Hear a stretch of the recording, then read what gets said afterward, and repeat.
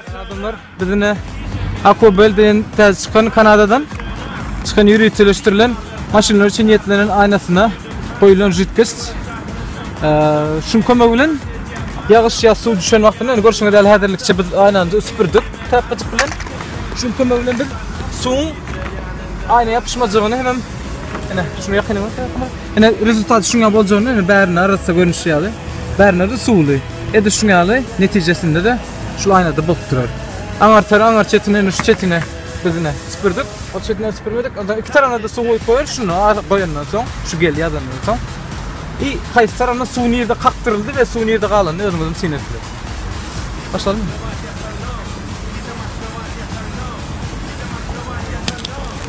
Ana basan wagtynda şuňaly ses çağı çıkarýar we içine kapsulaň içine internetlenip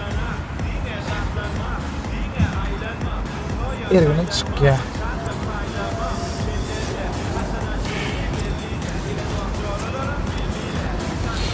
Edil maşin ýuwjy ergene megdeşirek.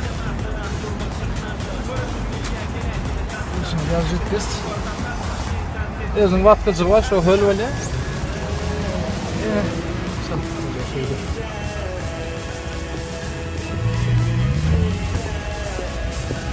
Häzirlikçe instruksiýa hemmesi fransuz we ingliz dilinde ýöne ýakyn wagtynda bir türkmençe de mors dilinde de geçirip berdi. Bärde instruksiýa aýdýaly. Şunu basyp jütkes çykandan soň jütkesini çalmalygyny görkezmeli. Ondan soň horamagyna garaşmaly. 10 minutçuk, 5 minutçuk horamagyna garaşyp izinden uğrayıp trapkyny süpürsek. Bolýar. Takına bu kurtardı. Ne kadar vakit?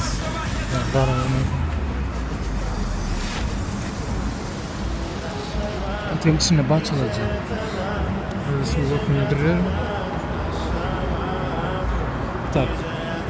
Indi häzirinde görüşüňe däl su damjyklary ýalyp durandyr ýöne aslında ol gura oty. Şu gurama indi garaşmaly. Şu gurandan soň şu rezultaty laýyk üstüne su tepip barlap görýär. Su kaktıralım mı, kaktırmalı mı?